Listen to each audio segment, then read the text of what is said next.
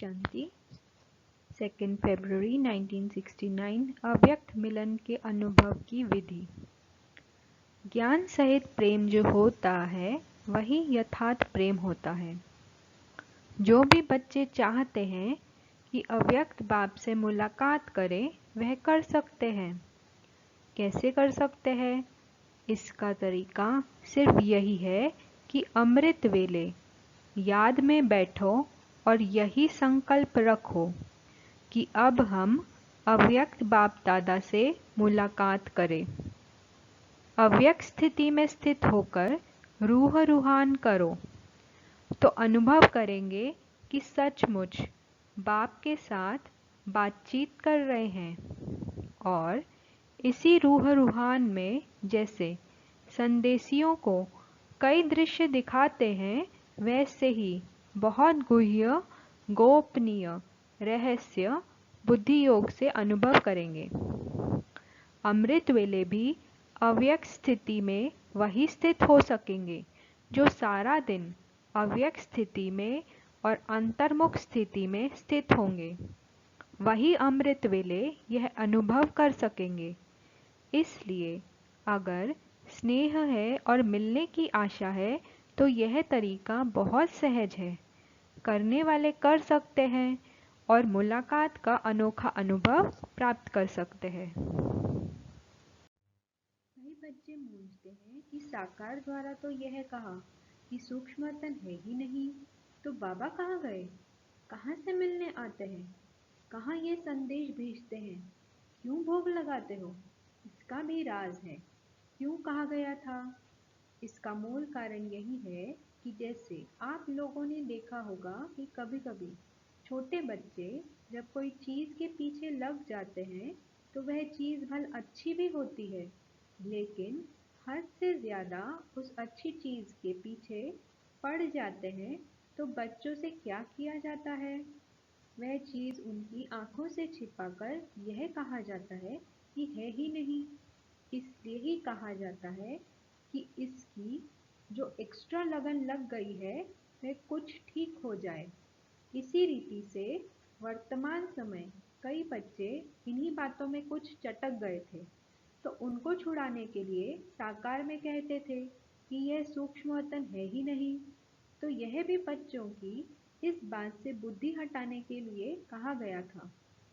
लेकिन इसका भाव यह नहीं है कि अगर बच्चों से चीज़ छिपाई जाती है तो वह चीज़ खत्म हो जाती है। नहीं, यह एक युक्ति है चटकी हुई चीज़ से छुड़ाने की। तो यह भी युक्ति की।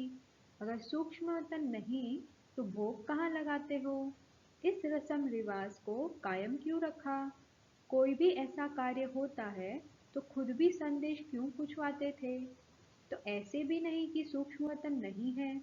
सूक्ष्मवतन है, लेकिन अब सूक्ष्मवतन में आने जाने के बजाय स्वयं ही सूक्ष्मवतनवासी बनना है।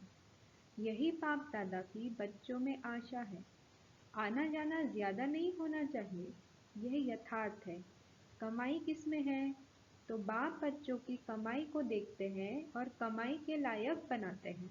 इसलिए यह सभी रहस्य बोलते रहे।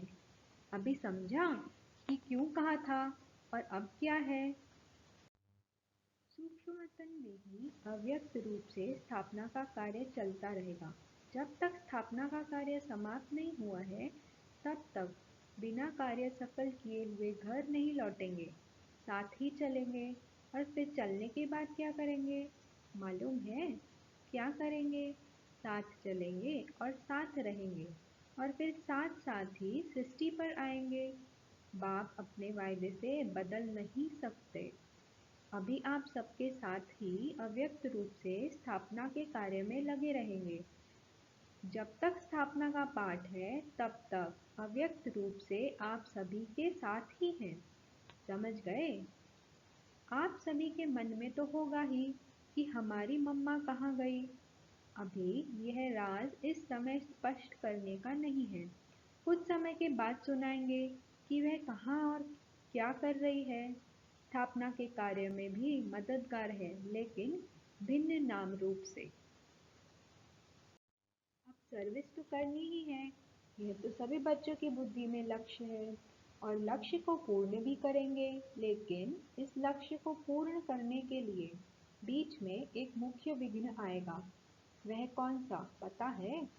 सर्विस करते करते यह ध्यान रखना कि मैंने यह किया, मैं ही यह कर सकता हूँ। यह मैंपन आना, इसको ही कहा जाता है ज्ञान का अभिमान, बुद्धि का अभिमान, सर्विस का अभिमान। इन रूपों में आगे चलकर विघ्न आएंगे, लेकिन पहले से ही इस मुख्य विघ्न को आने नहीं देना। इसके लिए सदा एक शब्द याद रखना कि मैं निमित्त हूँ। निमित्त बनने से ही निराकारी, निरहंकारी और नम्रचित निसंकल्प अवस्था में रह सकते हैं। मैं आने से मगरूरी, मुरझाइश, मायूसी आ जाएगी। उसकी फिर रिजल्ट क्या होगी? आखिरीन अंत में उसकी रिजल्ट यही होती है कि चलते चलते जीते हुए भी मर जाते हैं। इसलिए इस मुख्य शिक्षा को हमेशा साथ रखना कि मैं निमित्त हूँ। निमित्त बनने से कोई भी अहंकार उत्पन्न नहीं होगा। नहीं तो अगर मैंपन आ गया तो मतभेद के चक्र में आ जाएंगे। इसलिए इन अनेक व्यर्थ के चक्करों से बचने के लिए स्वदर्शन चक्र को याद रखना। अच्छा, ओम शांति।